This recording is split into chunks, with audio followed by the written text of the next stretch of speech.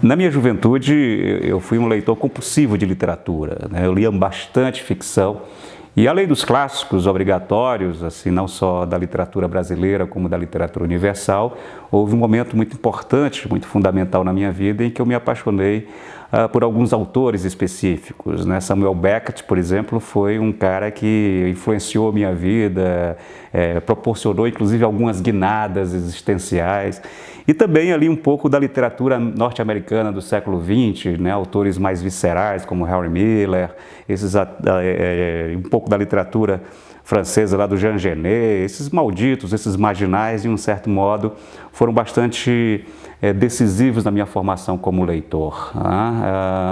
E lembro, logicamente, dos russos, né? Porque não, né? Tem que citar obrigatoriamente os russos, principalmente Chekhov, Dostoiévski. E do Brasil, eu acho que tem um autor que eu não poderia deixar de citar, né? Que é Graciliano Ramos. Graciliano Ramos, com a sua prosa enxuta, com a sua prosa contida, foi também uma influência, sem dúvida, bastante marcante na minha leitura de jovem, né? Na minha leitura de juventude.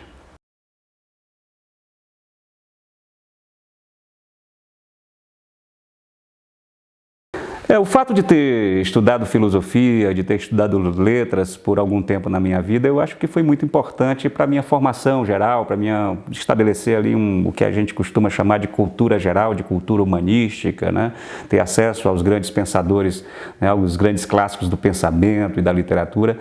Sem dúvida isso foi importante, mas eu acho que ainda mais importante do que isso, né, foi a Universidade da Rua, né? Foi a universidade em que eu cursei, né, nas minhas várias experiências como profissional nas mais diversas áreas, né, nos bicos que eu fui arranjando ao longo da vida. Só para vocês terem uma ideia, eu fui técnico de raio-x, né? Eu fui topógrafo de profissão, com diploma e tudo mais.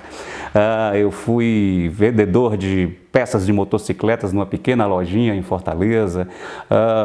Fritei hambúrguer num trailer no meio da rua de uma das principais avenidas da cidade, lá em Fortaleza.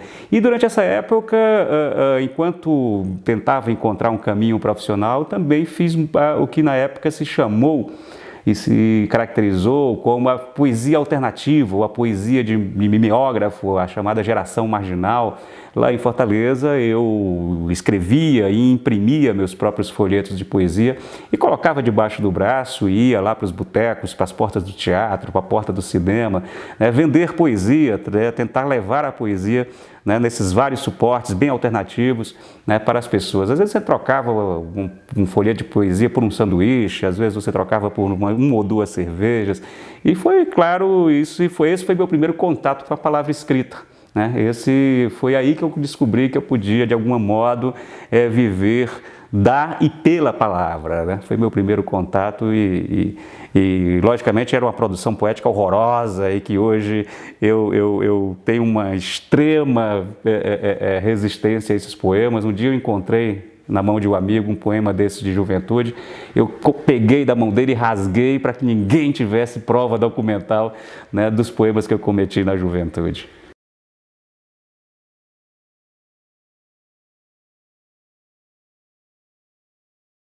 Bom, eu quando descobri que ia ser jornalista, inclusive foi uma paixão tardia, eu descobri que ia ser jornalista com 28, 29 anos, ou seja, perto já dos 30 anos, né? Foi uma descoberta tardia, mas eu me apaixonei perdidamente pelo ofício de jornalista, mas ao mesmo tempo sempre tinha uma inquietação que vinha do fato de cada vez mais o jornalista tinha menos tempo para apurar e menos espaço para escrever as suas matérias. Quando a reportagem começou a ser banida da página do jornal e da página da revista, essa inquietação aumentou e eu busquei, de uma certa forma, superar essa limitação típica do ofício, principalmente do ofício cotidiano do jornalismo, migrando da página da imprensa cotidiana para a página do livro.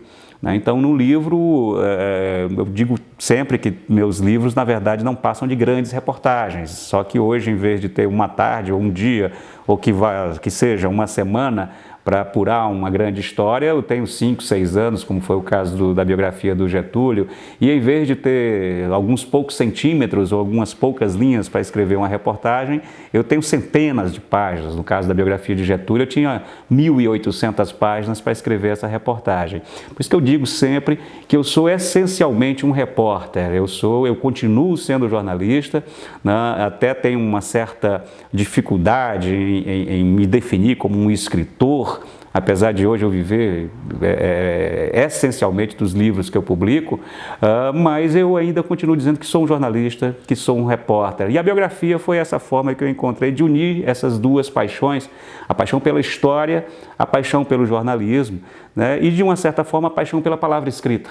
É uma forma de flertar com esses três territórios, flertar com a história, flertar com o jornalismo e também, de certo modo, flertar com a literatura. Não no sentido da literatura de ficção, mas naquilo, inclusive, que os americanos apelidaram de literatura de não ficção, né? Então, é um pouco a tentativa de sintetizar algumas paixões, né, num único ofício, sem as limitações típicas do ofício, do trabalho do jornalista dentro de uma redação. A minha paixão pelo jornalismo aconteceu de forma absolutamente fortuita, foi um acaso. Nesse momento eu era professor de ensino fundamental, de ensino médio, dava aulas de literatura e dava aulas de história, quando um amigo, um grande amigo, lá em Fortaleza, o Versilo Monte, era revisor de um jornal, e disse que tinha uma vaga de revisor no jornal. Revisor é uma profissão, inclusive, que não existe mais dentro do jornalismo, praticamente está extinta, que é aquele sujeito, aquele profissional encarregado de corrigir os textos escritos pelos jornalistas. Eu fui para me candidatar a essa vaga de revisor, e no primeiro dia que eu entrei no jornal, eu descobri que a minha vida tinha que ser ali dentro de um jornal. Eu me lembro exatamente do dia em que eu abri a porta da redação e vi aquele barulho, né, ensurdecedor da época, inclusive das máquinas de escrever, os telefones tocando, um gritando com o outro, o editor gritando com o repórter, e aquele, que caos maravilhoso é esse, né? Então eu disse, eu quero fazer parte disso, e principalmente do fato de que ali era só o final do dia, e durante o dia todas aquelas pessoas estavam na rua em busca de histórias, em busca de matérias, e foi ali que, aos 28 anos, eu descobri minha paixão pelo jornalismo e fui de novo fazer vestibular, já com essa idade, passei, fiquei uma espécie de tiozinho dentro da sala lá dos calouros da comunicação. O fato é que no segundo ou terceiro semestre do curso de jornalismo eu já não estava mais na revisão, já tinha passado para a redação, e me tornei editor logo em seguida, e antes mesmo de terminar o curso de jornalismo eu já estava editando um caderno de cultura dentro do jornal em que eu trabalhei em Fortaleza. E aí foi uma paixão que me tomou e até hoje é a grande paixão de minha vida.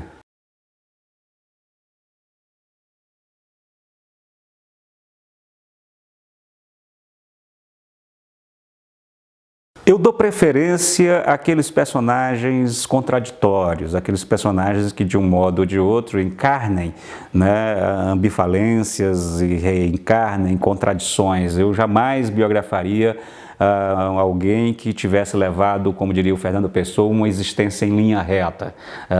Eu gosto de trabalhar com personagens que tiveram, além de solavancos existenciais, que tiveram altos e baixos na sua trajetória, são personagens de difícil compreensão, né? Eu gosto desses personagens que são amados e odiados quase na mesma proporção, né? Que uns consideram um herói, outros consideram um vilão, ou seja, buscar dentro das contradições desses personagens, tocar na alma dessas figuras. Então por exemplo, o caso de Getúlio, é o caso de Padre Cícero, são personagens que são amados, né, por legiões e ao mesmo tempo são detestados, são odiados, né, por outras tantas pessoas. Então é nisso que está o fascínio para mim de uma biografia, é tentar entrar nessa zona de luz e sombra que compõe a alma humana, né, percebendo o que de positivo, o que de negativo, o que de iluminado e de sombrio existe nos infernos interiores de cada um desses personagens, né? Então eu me fascino exatamente com esse tipo de biografado que não pode ser resolvido e não pode ser definido numa única frase. né? Eu gosto exatamente de trabalhar o ser humano nas suas contradições, ou seja, nos seres humanos demasiadamente humanos.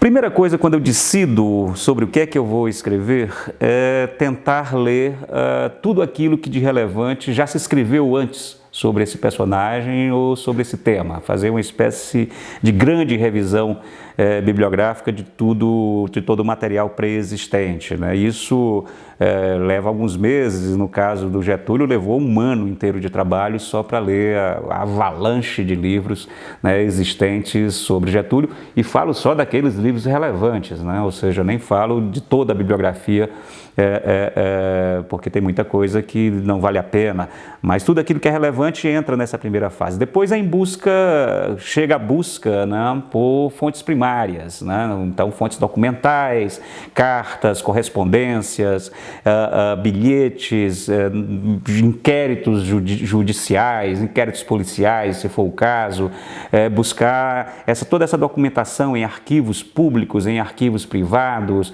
não só no Brasil. No caso do Getúlio, eu precisei estender essa pesquisa para 5 outros países, né? Eu tive que fazer pesquisas em algumas capitais como Roma, como Berlim, como Londres, como Washington, como Buenos Aires, como Montevidéu, então no caso 6 outras além do Brasil, sempre contando com a ajuda de pesquisadores ou de colaboradores, né? E aí, depois disso, é tentar organizar esse material, sintetizar esse material, e o grande desafio, mas também o grande prazer, é como você permanecer fiel ao rigor dessa pesquisa histórica e, ao mesmo tempo, oferecer ao leitor uma narrativa fluente, uma narrativa palatável, em que esse acúmulo de informações não seja descarregado de forma caudalosa sobre o leitor. Ou seja, como você organiza isso, como você seleciona, e tudo aquilo que seja importante para definir a personalidade do biógrafo tem que entrar na biografia, mas é claro que às vezes muita coisa fica de fora. Eu, como jornalista, aprendi muito cedo que quando você coloca tudo que apurou numa determinada reportagem é porque você apurou pouco, né? Você só sabe que tem uma grande reportagem na mão, um grande livro na mão, quando pelo menos metade daquilo que você apurou não vai poder entrar no livro por uma questão física, por uma questão de número de páginas, né? Então, no caso do Getúlio, por exemplo, só para citar um caso, o material que eu apurei para escrever Getúlio seria suficiente para preencher não 3, mas uns 8 ou 9 ou 10 volumes. Então você tem que selecionar, saber selecionar, e é outro grande momento da pesquisa, saber o que entra, saber o que não entra e de que forma isso entra, para oferecer ao leitor o retrato mais perfeito, mais bem acabado possível, né, da vida e da trajetória desse personagem, desse biografado.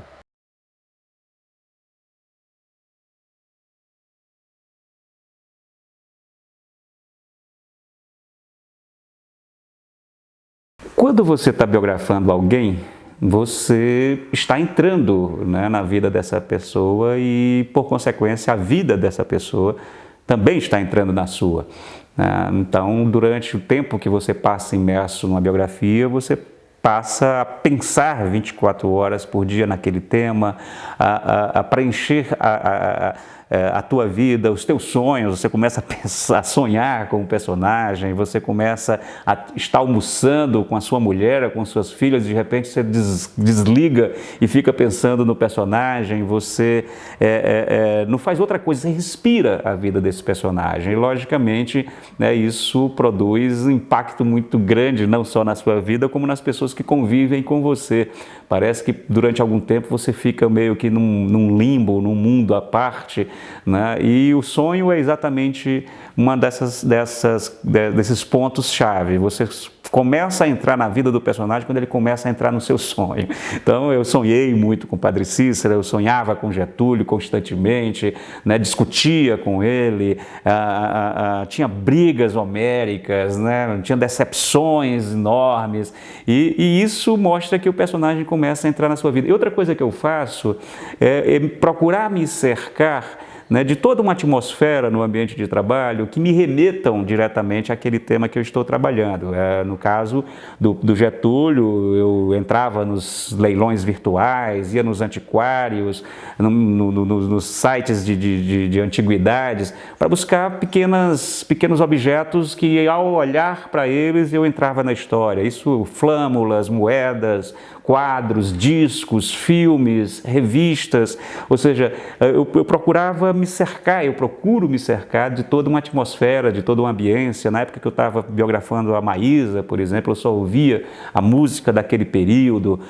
Quando eu estava biografando o Padre Cícero, eu enchia o meu escritório de estatuetas do Padre Cícero, de porções mágicas que eram vendidas nas feiras do Juazeiro do Norte, pomadas milagrosas, ou seja, é uma forma de você entrar realmente na existência desse personagem. Então, assim, eu estou começando agora a trabalhar num novo tema, né, e eu começo a preencher o meu escritório de algumas coisas que me remetam a isso, né? Até tem um amigo meu que brinca e diz: se quiser saber sobre o que você está escrevendo, é só visitar teu escritório.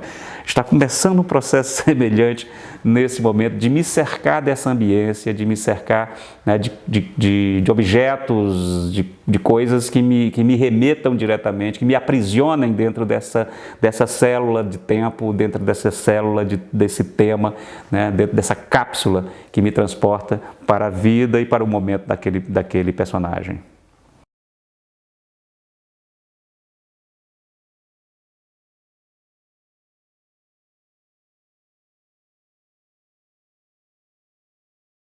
Felizmente, depois de toda essa discussão, de todo esse debate público sobre a questão das biografias não autorizadas, parece ter prevalecido o bom senso, né? Parece ter prevalecido o razoável, ou seja, quando o Supremo diz que ninguém é obrigado a pedir a autorização prévia do biografado ou dos familiares desse biografado para escrever uma biografia, a gente está dizendo apenas o óbvio, né, num país que se propõe democrático, num país onde está em pleno Estado de Direito, né? Ou seja, era um absurdo, era algo absolutamente inimaginável obrigar um biógrafo a pedir autorização a alguém, a quem quer que seja, para escrever o seu trabalho.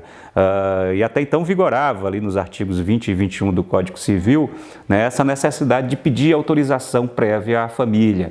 Agora, o que pouca gente discutiu nesse tempo todo é que não eram só as biografias que estavam sob ameaça. Afinal de contas, os dois artigos, o 20 e o 21, eles não limitam, eles não explicitam, inclusive, que seja biografia. Eles dizem que qualquer coisa poderia ser um trabalho de um historiador, de um cientista social, de um artista, de um antropólogo, de um cineasta, de quem quer que seja, um documentarista. Qualquer pessoa tinha que pedir autorização ao biografado, ou ao retratado, ou à família. Agora imagina, né, o caso, eu que biografei, por exemplo, o ditador Castelo Branco, né, se eu tivesse que ter pedido autorização à família do Castelo Branco para escrever a biografia dele. E pior ainda, se tivesse prevalecido a tese que alguém chegou a ventilar ali no grupo Procure Saber, que o biografado tivesse que pagar, né, uma parte dos direitos autorais para a família do biografado. Imagina, você biografa um ditador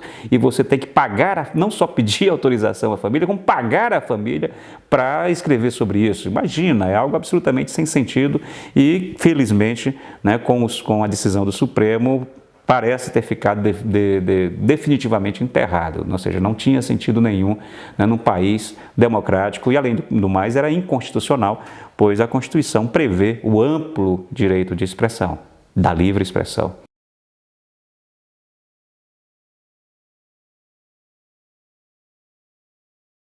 O prêmio literário é consequência do trabalho, né? Ele jamais pode ser encarado como um fim, como uma busca, como um objetivo em si mesmo. Eu tenho a grande alegria, a grande honra de ter algumas estatuetas importantes na minha estante, 4 estatuetas do Jabuti, uma estatueta do prêmio da PCA, É claro que isso envaidece qualquer autor, é claro que isso deixa qualquer autor feliz, contente, é motivo de comemoração. Mas esse não é o objetivo maior de quem escreve. O objetivo maior de quem escreve é ser lido, né? Eu escrevo para ser lido, eu não escrevo, eu não sou um ficcionista ou um artista envolto apenas, né, com os seus fantasmas internos, ou nem busco simplesmente fazer uma luta com as palavras, trabalhando com metalinguagens ou qualquer coisa desse tipo. Eu escrevo para ser lido, eu sou um jornalista que tento levar para o maior número de pessoas possível a compreensão de determinados episódios históricos, né? No meu caso, especificamente, de alguns personagens históricos. Então, eu sempre também costumo dizer que o jornalista tem como obrigação, como tarefa básica, decodificar conteúdos mais ou menos complexos para uma audiência mais vasta. É claro que isso não significa, em momento nenhum, você cair em simplificações, né? Você ir no médio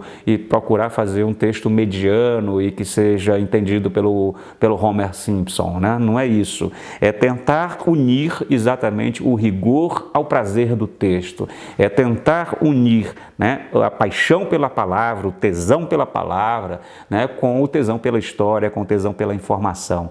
Então, o compromisso ético do biógrafo, o compromisso maior profissional do biógrafo é a busca incessante por aquilo que se convencionou chamar, ou que se convenciona chamar, né, de verdade histórica, por mais que nós sabemos que as verdades históricas também são construídas, e qualquer narrativa histórica é necessariamente também um processo de reconstrução histórica.